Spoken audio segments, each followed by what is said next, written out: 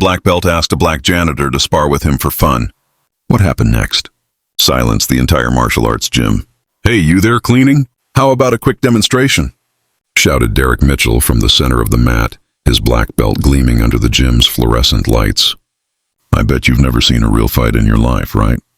James Washington stopped mopping the floor and slowly looked up. At 42, he had been working as a janitor at that gym for only 3 weeks, always arriving after hours when the students had already left. But on that Thursday night, the advanced classes training had gone past the usual time. "I don't want to bother you, Sensei," James replied calmly, returning to scrubbing a stubborn stain on the floor. "Just finishing up here so you can get back to it." Derek let out a loud theatrical laugh that echoed through the gym. "Everyone look at this." The guy's afraid to even step on the mat. The 8 students present laughed nervously, some clearly uncomfortable with the situation. What Derek didn't know was that James had spent the last 20 years trying to completely forget who he really was. 20 years since he left the ring after an accident that changed his life forever. 20 years keeping a secret that not even his teenage daughter knew about. "Come on, man," Derek continued, approaching him with that arrogant smile he used to intimidate beginners. "Just a little demonstration. I bet you don't even know how to do a basic guard. How about showing my students the difference between someone who trains and someone who just cleans?" James felt that familiar sensation in his chest, like a dormant muscle being awakened after years of inactivity. His eyes met Derek's briefly, and for a split second, something passed between them that made the instructor take an involuntary step back. "Just an educational demonstration," Derek insisted, now trying to hide the sudden uncertainty in his voice. "Nothing too serious, just to show the beginners why it's important to respect the martial art." James set the bucket on the floor and stood up slowly. His movements had a fluidity that was strange for someone who had supposedly never stepped on a tatami mat before. Around the gym, the students stopped training, realizing that something was happening. "All right," James said finally, his voice calm like the surface of a lake before a storm. "But when we're done, you're going to apologize to all of them for turning Themat into a circus." Derek laughed, but this time the sound was a little forced. "Apologize, man. You're going to be the one apologizing to the floor when you meet it." What none of those people knew was that James Washington had once been James Silent Storm Washington, 5-time world mixed martial arts champion. He had retired at the height of his career after an accident that cost the life of his best friend and training partner. Since then, he had sworn never to fight again. But some promises are made to be broken when dignity is at stake. If you're enjoying this story of overcoming adversity and justice, don't forget to subscribe to the channel to find out how a simple moment of prejudice would turn into the most humiliating lesson of Derek Mitchell's life. Derek adjusted his black belt with a theatrical gesture, clearly savoring every second of attention. "Everyone gather around. You're about to see a practical demonstration of why there is a hierarchy in the world of martial arts." James watched as the 8 students formed a semicircle around the mat. Some seemed eager for the demonstration, others visibly uncomfortable. A young Asian woman with her hair tied back muttered something to her classmate next to her, who just shook his head in disapproval. "Look, everyone," Derek continued, gesturing dramatically. "Here we have a perfect example of someone who never understood that there are appropriate places for certain types of people. Elite gyms are not for well, you know." James felt that familiar twinge in his chest, the same one he had felt 20 years ago when he heard similar comments about fighters who didn't look like champions. The difference was that now at 42, he had learned to turn anger into fuel for something much more powerful than punches. "Sensei Derek," the young Asian woman interrupted timidly, "maybe we can continue our normal training. It's getting late." "And Sarah Chun, are you questioning my teaching methodology?" Derek cut her off sharply. "Sit down and watch. You'll learn more in the next 5 minutes than in a month of conventional training." James noticed how Derek used the girl's full name, a clear demonstration of authority. He also recognized the look of fear in her eyes, the same look he had seen in the mirror 2 decades ago when he woke up in a panic, remembering the accident that took the life of Tony Hammer Rodriguez, his best friend and training partner. Tony had died because of him. It was that simple, a series of punches that James had thrown with excessive force during sparring. Tony fell, hit his head on the floor in a strange way, and never woke up. The investigation concluded that it was an accident, but James knew the truth. He had lost control because of the pressure and the racist comments from the audience that night. "So," Janitor Derek sneered, How about showing my students how to do a basic guard? Or is that too complicated for someone who only knows how to push a mop? Laughter echoed around the gym, but James remained motionless. His eyes closed briefly, and for a moment, he was back in that ring in Las Vegas, hearing the same kinds of comments that preceded the tragedy that changed his life forever. "What's the matter? Are you scared?" Derek insisted, now circling James like a predator. "Or are you just going to stand there like a lamppost like you do with a squeegee all day?" That was when Derek made his first fatal mistake. He pushed James lightly on the shoulder, a seemingly harmless touch, but one that carried all the arrogance of someone who had never faced real consequences for his actions. James absorbed the push without moving an inch. His feet remained planted on the ground like oak roots, and Derek felt as if he had tried to push a concrete wall. The instructor's arrogant smile faltered for a split second. "Interesting," James muttered, more to himself than to Derek. "It's been a while since someone tried to provoke me like that." There was something in James' voice that changed the atmosphere. It wasn't threat or anger. It was the frightening calm of someone who had walked through much darker valleys and emerged transformed. Derek, unable to interpret the danger signals, doubled down. "Did you hear that, guys? He thinks it's interesting. How about we show him the difference between thinking and knowing?" What Derek didn't realize was that every humiliating word and gesture was awakening something in James that had been dormant for 2 decades. Not anger or a thirst for revenge, but something far more dangerous. The crystal clearer memory of who he really was when he stopped hiding. Sarah Chun watched the scene with growing discomfort. There was something about the way the janitor breathed, the way his muscles tensed almost imperceptibly, that reminded her of the documentaries about large predators she watched on the Discovery Channel. The calm before the attack. "Last chance, buddy," Derek announced, now clearly irritated by James' lack of response. "Either you accept the demonstration like a man, or we call security to escort you out. And guess what? You lose your job, too." James opened his eyes slowly. When his gaze met Dirk's, the instructor felt a chill run down his spine, as if he had just awakened a dragon he thought was a harmless lizard. "All right," James said finally, his voice low, but laden with an authority that made everyone present fall silent instantly. "But when we're done, I want you to explain to your students why you turned a place of learning into a circus of humiliation." Derek laughed, but this time the sound was nervous. "Explain? Man, you're going to have a lot of explaining to do when you're on the floor." What neither of them knew was that James had spent the last 20 years not only running from his past, but perfecting an emotional control that had transformed his former destructive rage into something much more refined and devastatingly effective. Each new humiliation only fueled a silent strength within him, a cold determination that his former opponents knew well, but that Derek was about to discover in the worst possible way. Derek adjusted his posture, clearly pleased with the respectful silence that had fallen over the gym. His 8 students formed a perfect circle around the mat, some eager for the demonstration, others visibly uncomfortable with the situation unfolding before them.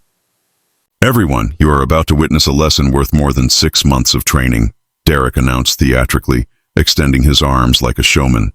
"The difference between those who dedicate their lives to martial arts and those who just clean the floor where real fighters walk." James stood motionless in the center of the mat, but something had changed in his breathing. His eyes closed briefly, and for a moment he was no longer in that gym in Denver. He was back at the National Gymnasium in Las Vegas 22 years ago, hearing identical comments from the audience before his world title fight against Victor the Demolition Man, Petrov. "Look at that little black guy." Someone in the stands had shouted that distant night. "I bet he won't last 3 rounds against a real fighter." James had won by 3 rounds against a real fighter. James had won by technical knockout in the 2nd round, but the victory had cost him dearly. The pressure of the racist comments had caused him to lose control during the following sparring session, resulting in the accidental death of Tony Rodriguez. "So, Janitor," Derek sneered, now circling James like a predator, "how about showing my students how not to do a basic guard? Or is that too complicated for someone who only knows how to push a mop?" That's when Sarah Chin couldn't stay silent any longer. The 22-year-old purple belt in jiu-jitsu and master student in sports psychology had spent the last 2 years documenting cases of discrimination in sports for her thesis. What she was witnessing was valuable academic material, but also deeply disturbing. "Sensei Derek," she interrupted firmly, "can I ask you a question? Why exactly do you think it's necessary to humiliate someone who is just doing his job?" The silence that followed was deafening. Derek slowly turned to Sarah, his eyes narrowing with a mixture of surprise and irritation. "Excuse me, Sarah, but who's teaching the class here?" "You are," she replied calmly. "But that shouldn't include racial humiliation disguised as a technical demonstration." Several students exchanged nervous glances. No one had ever confronted Derek like this before. The instructor felt his face flush with a mixture of anger and embarrassment. "Racial?" Derek laughed forkily. "This has nothing to do with race. It has to do with respect for the martial art and knowing your place." James opened his eyes slowly. There was something in the way Sarah had spoken in the courage of a young woman standing up to established authority that reminded him of his younger sister Kesha. She had had that same determination, that same refusal to accept injustice silently. Kesha had died at 17, the victim of a stray bullet during a police confrontation in her neighborhood. James was competing in Japan when he received the news. Another person he loved lost while he pursued glory in distant rings. Another reason to abandon everything and disappear into the simplicity of an anonymous life. "Sarah," Derek said in a dangerously low voice, "if you can't respect my teaching methods, maybe you should look for another gym. There are places more suited to people with your mentality." The threat hung in the air like toxic smoke. Sarah felt a chill run down her spine, but she stood her ground. "My tuition is paid, Sensei. And I believe that everyone here deserves a learning environment based on mutual respect, not humiliation." That's when James did something no one expected. He started to smile. It wasn't a nervous or submissive smile. It was the slow, calculated smile of someone who had just found a reason to stop hiding.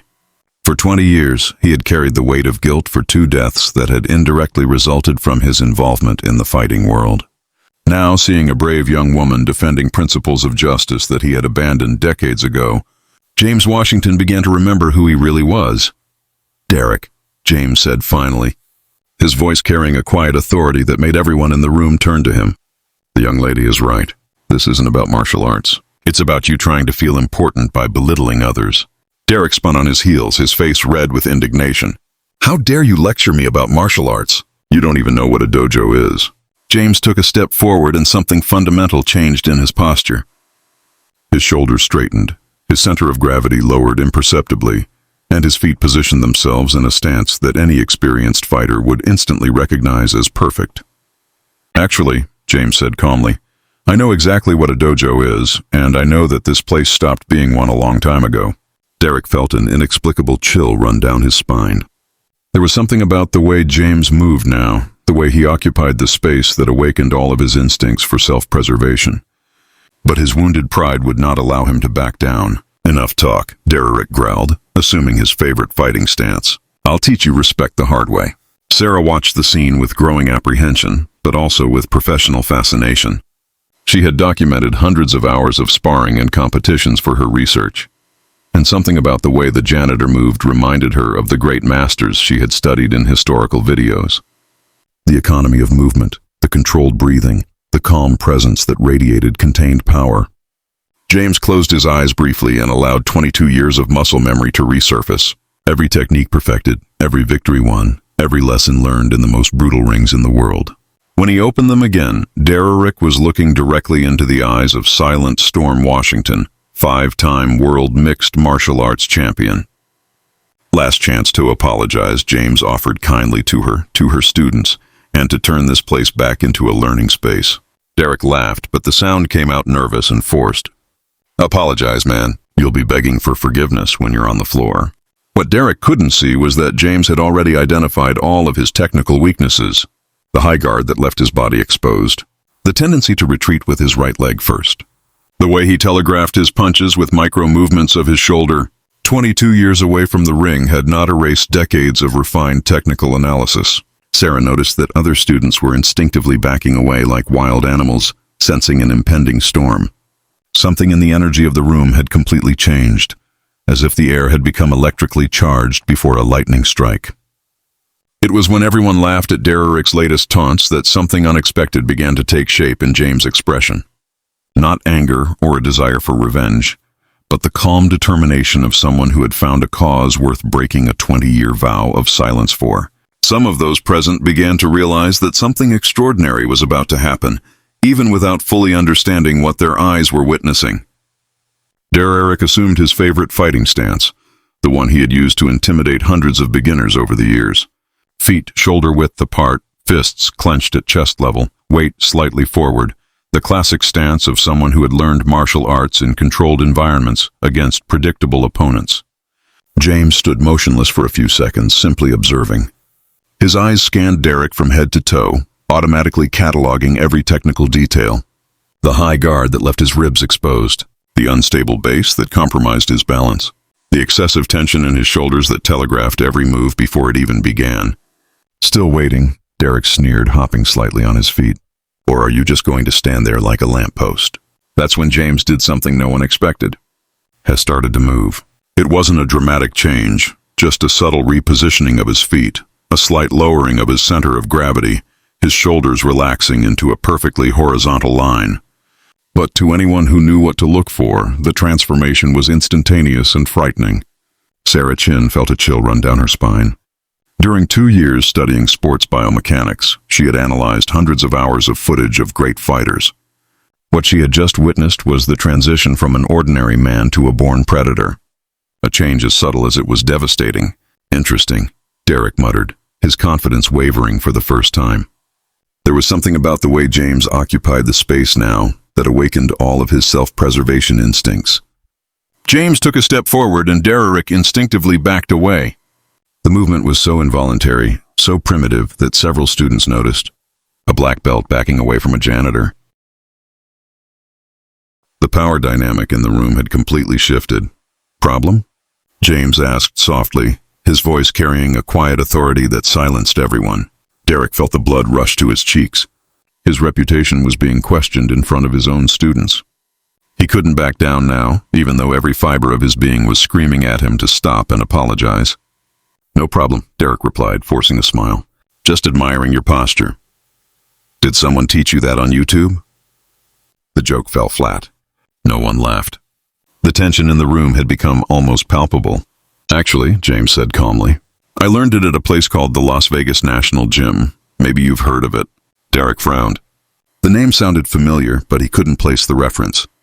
Las Vegas. What kind of weekend boot camp did you do there? Sarah Chun discreetly pulled her phone out of her pocket and quickly typed Las Vegas National Gym Martial Arts. What she found made her blood run cold. This wasn't just any prep course. It was where the world's greatest MMA champions of the last 3 decades had trained. Derek, James continued, his voice still calm. Last chance. Apologize to Sarah for questioning her right to speak. Apologize to your students for turning this place into a circus. And most of all, apologize to yourself for becoming exactly the kind of person that martial arts should teach you not to be. The offer of clemency hung in the air like smoke. Derek could have chosen humility. He could have acknowledged that he had crossed a line. He could have preserved what little dignity he had left. Instead, he attacked. Derek's first punch was technically perfect. A fast, accurate jab, executed exactly as he had learned in the manuals. It was the kind of punch that worked against 99% of the people he had sparred with over the years. James wasn't in the 99%. The movement was so fast, so fluid that half of those present couldn't even process what had happened. James simply wasn't where Derek's fist had been aimed. His body had slid to the side, like water flowing around a rock. And suddenly, Derek was off balance, his arm extended into thin air. Nice try, James commented softly, already repositioned and perfectly balanced.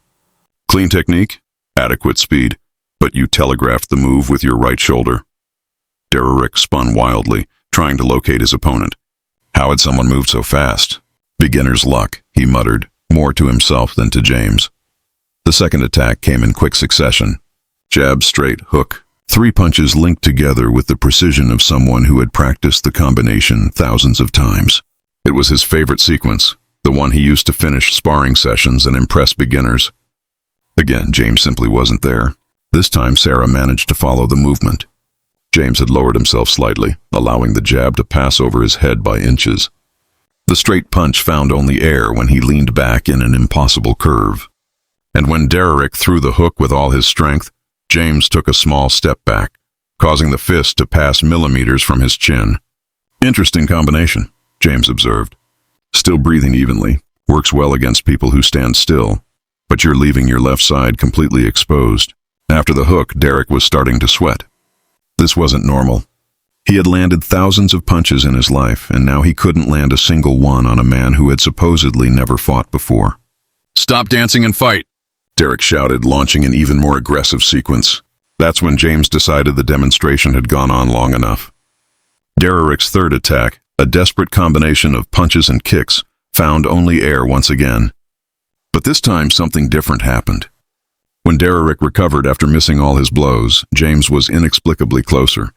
"How?" Derek whispered, realizing he had completely lost control of the distance. "Derek," James said softly, now an arm's length away. "Do you want to know the difference between someone who learned to fight in gyms and someone who learned in professional rings?" Before Derek could answer, James did something that defied everything those present thought they knew about physics. Without appearing to use any force, without any sudden or aggressive movements, he simply touched Derek on the chest with the palm of his right hand. Derek flew. He wasn't pushed or knocked down. He was literally propelled backwards as if struck by an invisible wave. His feet left the ground. He traveled nearly 2 meters through the air and landed on his back with an impact that made everyone in the room gasp. The silence that followed was absolute. Derek lay on the floor for a few seconds, staring at the ceiling, trying to process what had happened. There was no pain, just the irresistible force of someone operating on a level completely different from anything he had ever known. That Derek muttered, trying to get up. "That's impossible." Sarah Chun had stopped breathing. In 2 years of studying martial arts, she had never witnessed such a controlled and devastating display of power. There was no brutality, no anger, just the clinical application of a technique she had only seen in legends. "Actually," James said calmly, reaching out to help Derek to his feet, "it's quite simple once you understand leverage, timing, and energy transfer. Principles I've learned over a 22-year professional career." Derek ignored the outstretched hand and stood up on his own, his legs still shaking. 22 years professional career and what?" Sarah answered, her voice almost a whisper. "You don't understand who he is, do you?" Everyone turned to her, who was still holding her cell phone with the results of her search. On the screen, dozens of articles, photos, and videos confirmed what her instincts had already realized. James Washington, she read aloud, also known as Silent Storm, 5-time world mixed martial arts champion, considered one of the best technical fighters in history, retired undefeated after a 22-year career following an accident that resulted in the death of his training partner. The impact of the words hit the room like a bomb. Derek felt his face go pale as reality set in. He had challenged a living martial arts legend. He had publicly humiliated someone who could have knocked him out with a casual move. 5-time world champion. Derek stammered, all his arrogance evaporating instantly. James nodded silently. "I retired at 29. Since then, I've been working whatever jobs I can find. Cleaning, maintenance, simple jobs, simple life. No spotlight, no cameras, no need to prove anything to anyone." The transformation in Derek was instantaneous and painful to watch. The arrogant man was gone, replaced by someone who finally understood the magnitude of his ignorance. "I didn't know," Derek whispered. "If I had known." "If you had known, would you have treated me with respect?" James interrupted gently. "But would you still have humiliated some other janitor?" Another worker who had no credentials to defend himself. The question cut deeper than any physical blow. Derek realized that James had put his finger on the root of his real problem. Not ignorance about his credentials, but the fundamental arrogance that made him believe he could humiliate people based on their professions. Sarah stepped forward, her voice firm. "Sensei Derek, for 2 years I have trained at this academy out of respect for your experience. But what I witnessed today was not teaching. It was bullying disguised as instruction." Other students began to murmur in agreement.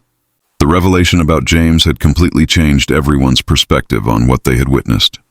"James," Derek said finally, his voice laden with a humility no one there had ever heard before, "I sincerely apologize to you, to Sarah.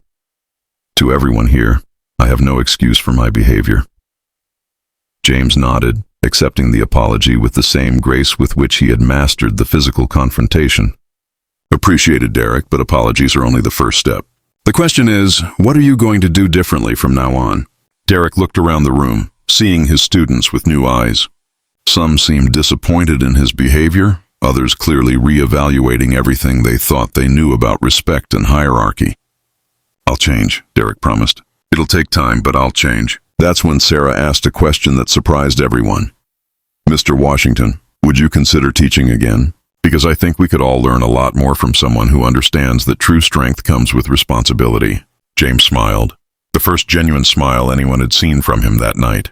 Maybe, but not to teach fighting techniques. To teach something much more important, that respect isn't earned with belts or titles, but with character. As Derek fully absorbed the most humiliating lesson of his life, one question hung in the air. Would one night of humility be enough to transform decades of arrogance? Or would an even deeper change be necessary for true justice to be served? 3 months later, the gym had been completely transformed. James Washington was no longer just the janitor. Sarah Chun had convinced the gym owner to hire him as an instructor, specializing in advanced techniques and martial arts philosophy. Derek Mitchell lost half of his students in the first week after the incident. The video Sarah had discreetly recorded spread across social media, showing a black belt being humiliated by a mere janitor. His reputation in the martial arts community was ruined. "Sensei James," Sarah said after a class on respect and humility. "Thank you for teaching me that true strength doesn't need to be displayed to be recognized." James smiled, organizing the equipment. "The best lesson I can teach is simple. Never judge someone by their profession or appearance. Everyone carries stories that can surprise us." Derek continued teaching at a smaller gym, but now with a humility forced by public shame. He had learned the hard way that arrogance comes at a price. Sometimes justice comes quietly, like a storm that transforms everything without making a sound. James proved that true revenge is not destroying your opponent, but showing that greatness comes from character, not titles. If this story touched you, subscribe to the channel to discover more stories about how extraordinary people turn humiliation into triumph. Extraordinary people turn humiliation into triumph.